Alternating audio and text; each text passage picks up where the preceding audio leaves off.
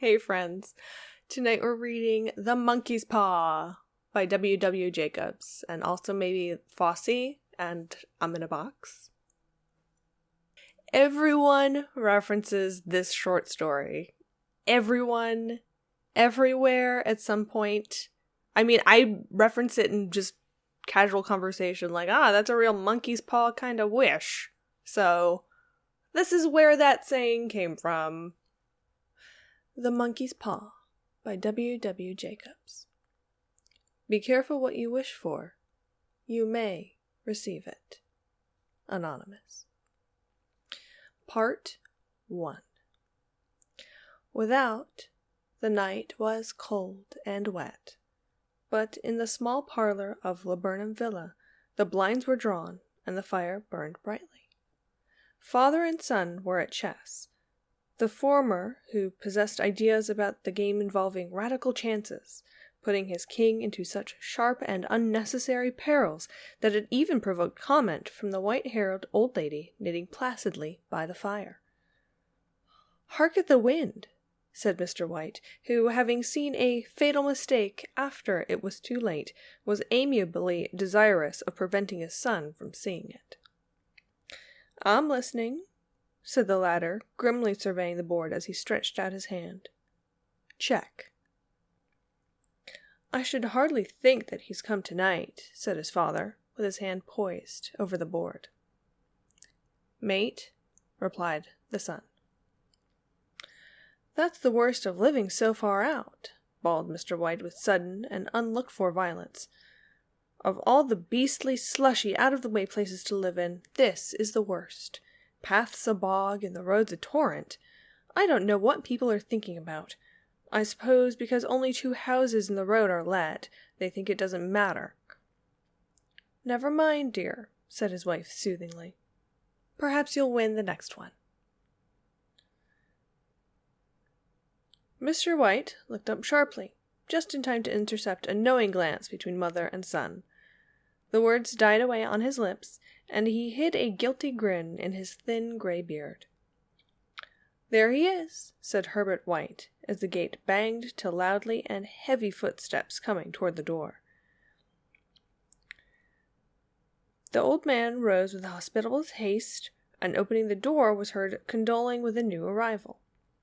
The new arrival also condoled with himself, so that Mrs. White said "Tut-tut" and coughed gently as her husband entered the room, followed by a tall, burly man, beady of eye and rubicund of visage. "Sergeant Major Morris," he said, introducing him. The sergeant major took hands and, taking the proffered seat by the fire, watched contentedly as his host got out whiskey and tumblers and stood a small copper kettle on the fire. At the third glass, his eyes got brighter, and he began to talk, the little family circle regarding with eager interest this visitor from distant parts, as he squared his broad shoulders in the chair and spoke of wild scenes and doughty deeds, of wars and plagues and strange peoples. 21 years of it," said Mr. White, nodding at his wife and son. "When he went away, he was a slip of a youth in a warehouse. Now look at him." "He don't look to have taken much harm," said Mrs. White, politely. "I'd like to go to India myself," said the old man. "Just to look around a bit, you know." "Better where you are," said the sergeant major, shaking his head. He put down the empty glass, and, sighing softly, shook it again. "I should like to see those old temples and fakers and jugglers," said the old man. "What was that you started telling me about the other day about a monkey's paw or something, Morris?" "Nothing," said the soldier hastily. "Leastways, nothing worth hearing." "Monkey's paw?" asked Mrs. White, curiously. "Well, it's just a bit of what you might call magic, perhaps," said the sergeant major offhandedly. His 3 listeners leaned forward eagerly. The visitor absent-mindedly put his empty glass to his lips and then set it down again. His host filled it for him again. "To look at," said the sergeant major, fumbling in his pocket. "It's just an ordinary little paw, dried to a mummy. He took something out of his pocket and proffered it. Mrs. White drew back with a grimace, but her son, taking it, examined it curiously. "And what is there special about it?" inquired Mr. White as he took it from the son, and having examined it, placed it upon the table. "It had a spell put on it by an old faker," said the sergeant major, "a very holy man. He wanted to show that fate ruled people's lives, and those who interfered with it did so to their sorrow. He put a spell on it so that 3 separate men could each have 3 wishes from it. His manners were so impressive that his hearers were conscious that their light laughter had jarred somewhat. "Well, why don't you have 3, sir?" said Herbert White, cleverly. The soldier regarded him in the way that middle age is wont to regard presumptuous youth. "I have," he said quietly, and his blotchy face whitened. "And did you really have the 3 wishes granted?" asked Mrs. White. "I did," said the sergeant major, and his glass tapped against his strong teeth. "And has anybody else wished?" persisted the old lady. "The first man had his 3 wishes, yes," was the reply. "I don't know what the first 2 were, but the 3rd was for death. That's how I got the paw." His tones were so grave that a hush fell upon the group. "If you've had your 3 wishes, it's no good to you now then, Morris," said the old man at last. "What do you keep it for?" The soldier shook his head. "Fancy, I suppose," he said slowly. "I did have some idea of selling it, but I don't think I will. It has caused me enough mischief already. Besides, people won't buy. They think it's a fairy tale, some of them, and those who do think anything of it want to try it first and pay me afterward." "If you could have another 3 wishes," said the old man, eyeing him keenly, "would you have them?" "I don't know," said the other. "I don't know." He took the paw, and dangling it between his forefinger and thumb, suddenly threw it upon the fire. White, with a slight cry, stooped down and snatched it off. "Better let it burn," said the soldier, solemnly. "If you don't want it, Morris," said the other, "give it to me." "I won't," said his friend doggedly. "I threw it on the fire. If you keep it, don't blame me for what happens. Pitch it on the fire like a sensible man."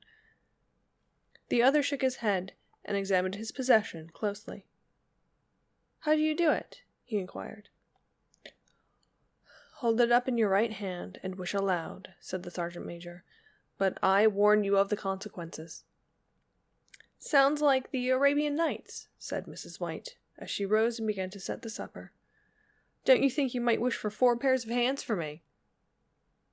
Her husband drew the talisman from his pocket, and all 3 burst into laughter, as the sergeant major, with a look of alarm on his face, caught him by the arm.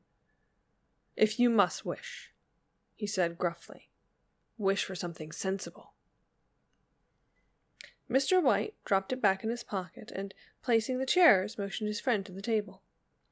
In the business of supper, the talisman was partly forgotten, and afterward the 3 sat listening in enthralled fashion to a second installment of the soldier's adventures in India. "If the truth about the monkey's paw is not more truthful than those he has been telling us," said Herbert, as the door closed behind their guest just in time to catch the last train, "we shan't make much out of it." "Did you give anything for it, father?" inquired Mrs. White, regarding her husband closely. "A trifle," said he, coloring slightly. "He didn't want it, but I made him take it, and he pressed me again to throw it away." "Likely," said Herbert, with pretended horror. "Why, we're going to be rich and famous and happy. Wish to be an emperor, father, to begin with. Then you can't be henpecked." He darted around the table, pursued by the maligned Mrs. White, armed with an antimacassar. Mr. White took the paw from his pocket and eyed it dubiously. "I don't know what to wish for, and that's a fact," he said slowly. "It seems to me I've got all I want."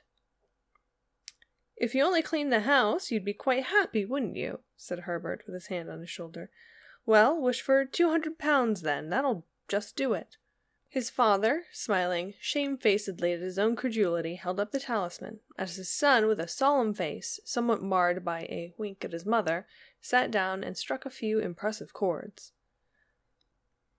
"I wish for 200 pounds, said the old man distinctly. A fine crash from the piano greeted his words, interrupted by a shuddering cry from the old man. His wife and son ran toward him. "It moved," he cried, with a glance of disgust at the object as it lay on the floor. "As I wish, it twisted in my hand like a snake."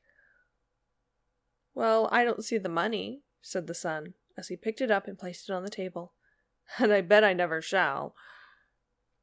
"It must have been your fancy, father," said his wife, regarding him anxiously. He shook his head. "Never mind, though. There's no harm done, but it gave me a shock all the same." They sat down by the fire again while the two men finished their pipes.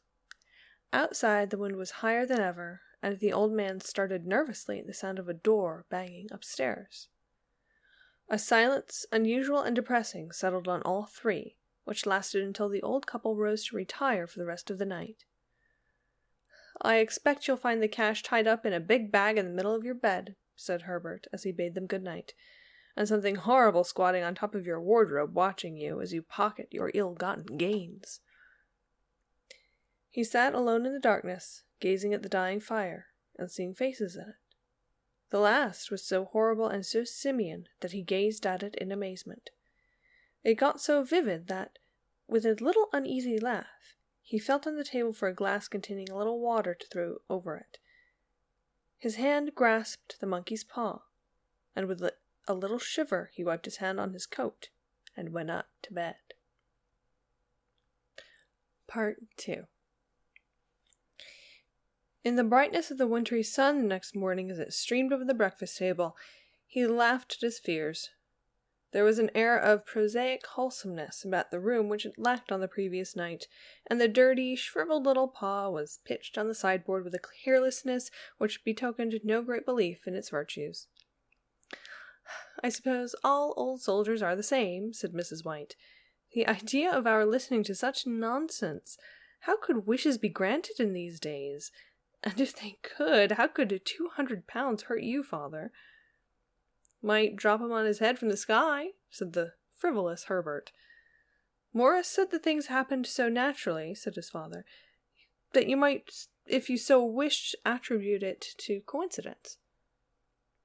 "Well, don't break into the money before I come back," said Herbert, as he rose from the table. "I'm afraid it'll turn you into a mean, avaricious man, and I shall have to disown you." His mother laughed, and following him to the door, watched him down the road, and returning to the breakfast table, was very happy at the expense of her husband's credulity. All of which did not prevent her from scurrying to the door at the postman's knock, nor prevent her from referring somewhat shortly to a retired sergeant major's of bibulous habits when she found that the post brought a tailor's bill.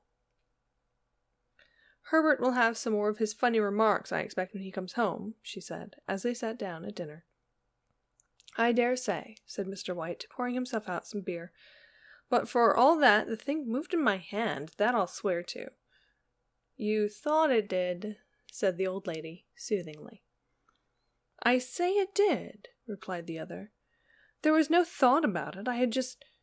What's the matter?" His wife made no reply.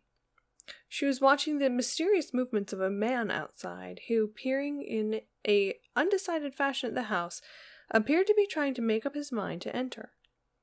In mental connection with the 200 pounds, she noticed that the stranger was well dressed, and wore a silk hat of glossy newness. 3 times he paused at the gate, and then walked on again.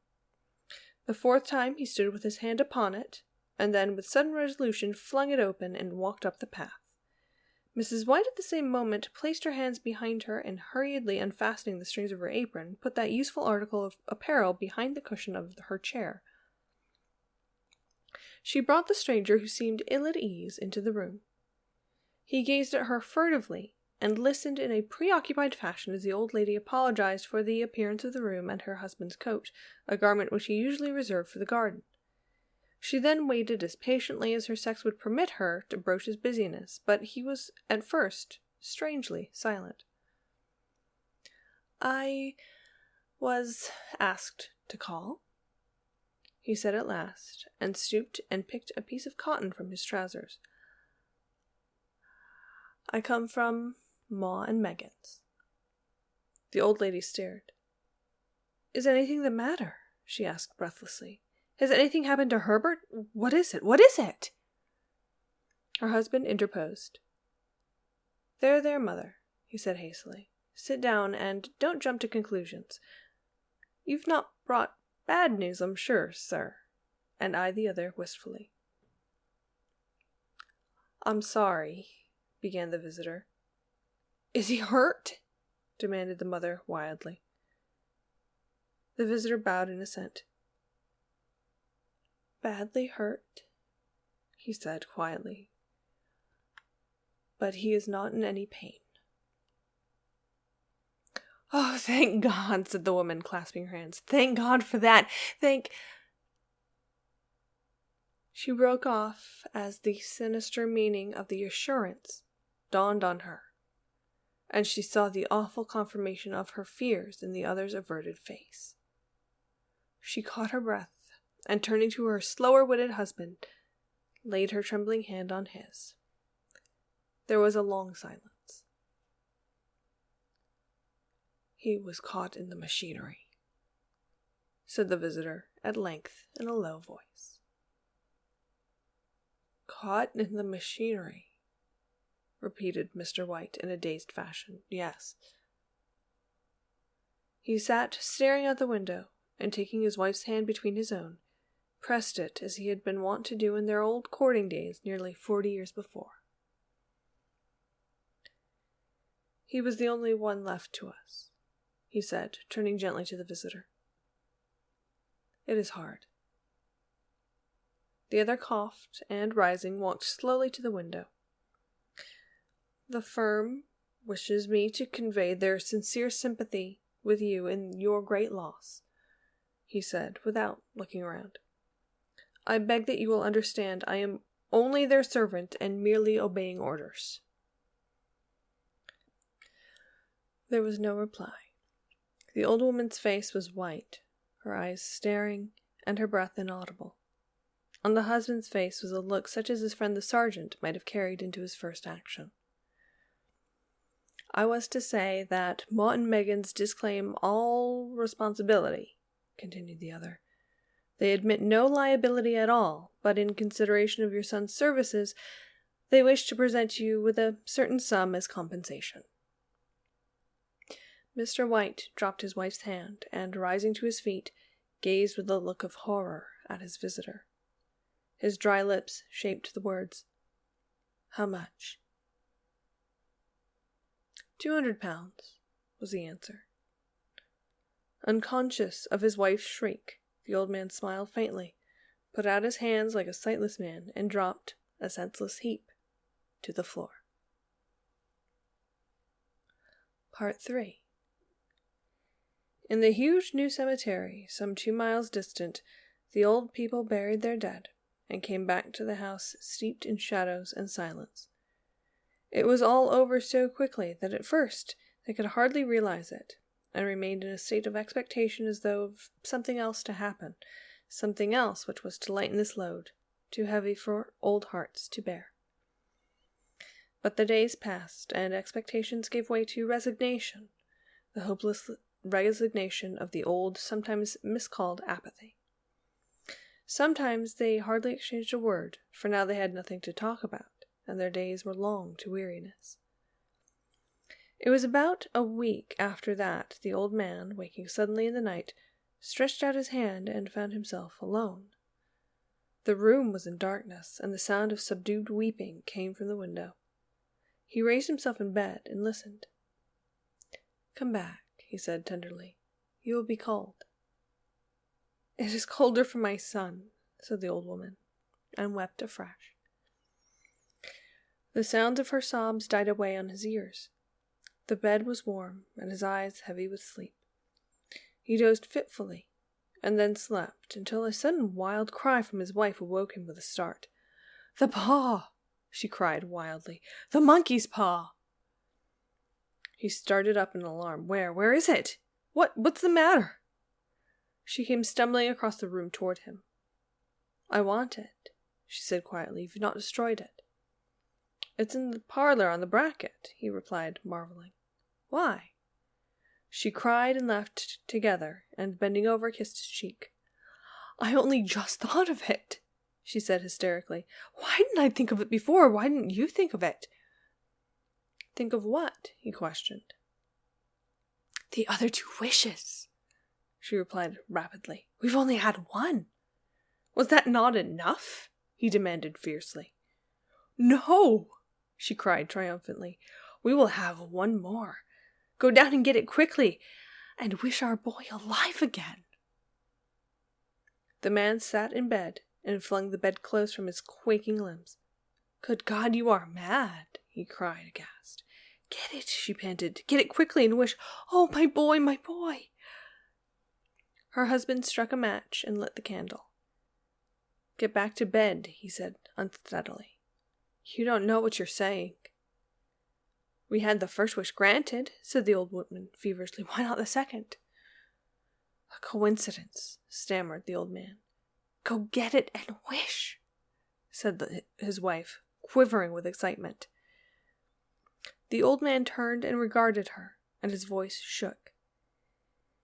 "He has been dead 10 days, and besides I would not tell you else, but I could only recognize him by his clothing.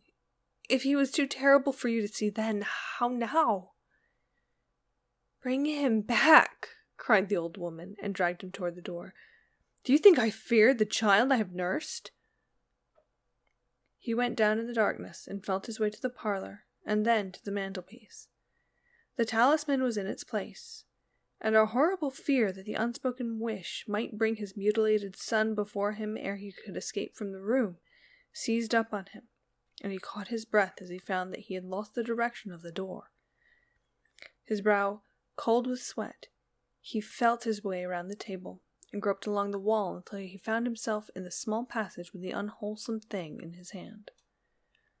Even his wife's face seemed changed as he entered the room. It was white and expectant, and to his fears seemed to have an unnatural look upon it. He was afraid of her. "Wish," she cried in a strong voice. "It is foolish and wicked," he faltered. "Wish," repeated the wife. He raised his hand. "I wish my son alive again." The talisman fell to the floor and regarded it fearfully. Then he sank trembling into a chair as the old woman with burning eyes walked to the window and raised the blind. He sat until he was chilled with the cold, glancing occasionally at the figure of the old woman peering through the window. The candle end, which burned below the rim of the china candlestick, was throwing pulsating shadows on the ceiling and walls, until, with a flicker larger than the rest, it expired. The old man, with an unspeakable sense of relief at the failure of the talisman, crept back to his bed, and a minute afterward the old woman came silently and apathetically beside him. Neither spoke, but sat silently listening to the ticking of the clock. A stair creaked, and a squeaky mouse scurried noisily through the wall. The darkness was oppressive, and after lying for some time screwing up his courage, he took the box of matches and, striking one, went downstairs for a candle. At the foot of the stairs the match went out, and he paused to strike another, and at the same moment a knock came, so quiet and stealthy as to be scarcely audible, sounded on the front door. The matches fell from his hand and spilled in the passage. He stood motionless, his breath suspended until the knock was repeated. Then he turned and fled swiftly back to his room and closed the door behind him. A third knock sounded through the house. "What's that?" cried the old woman, starting up. "A rat?" said the old man in shaking tones. "A rat. It passed me on the stairs." His wife sat up in bed, listening. A loud knock resounded through the house. "It's Herbert!" She ran to the door, but her husband was before her, and catching her by the arm, held her tightly. "What are you going to do?" he asked, hoarsely. "It's my boy, it's Herbert!" she cried, struggling mechanically. "I forgot it was 2 miles away. What are you holding me for? Let go! I must open the door." "For God's sake, don't let it in!" cried the old man, trembling. "You are afraid of your own son?" she cried, struggling. "Let me go! I'm coming, Herbert, I'm coming!" There was another knock, and another. The old woman with a sudden wrench broke free and ran from the room. Her husband followed to the landing and called after her appealingly as she hurried downstairs. He heard the chain rattle back and the bolt drawn slowly and stiffly from the socket. Then the old woman's voice, strained and panting. "The bolt!" she cried loudly. "Come down! I can't reach it!" But her husband was on his hands and knees, groping wildly on the floor in search of the paw. If only he could find it before the thing outside got in. A perfect fusillade of knocks reverberated through the house, and he heard the scraping of a chair as his wife put it down in the passage against the door. He heard the creaking of the bolt as it slowly came back, and at the same moment he found the monkey's paw and frantically breathed his third and last wish. The knocking ceased suddenly, though the echoes of it were still in the house. He heard the chair drawn back, and the door opened. A cold wind rushed up the staircase, and a long, loud wail of disappointment and misery from his wife gave him the courage to run down to her side, and then to the gate beyond. The street lamp flickering opposite shone on a quiet and deserted road. The end. Good night.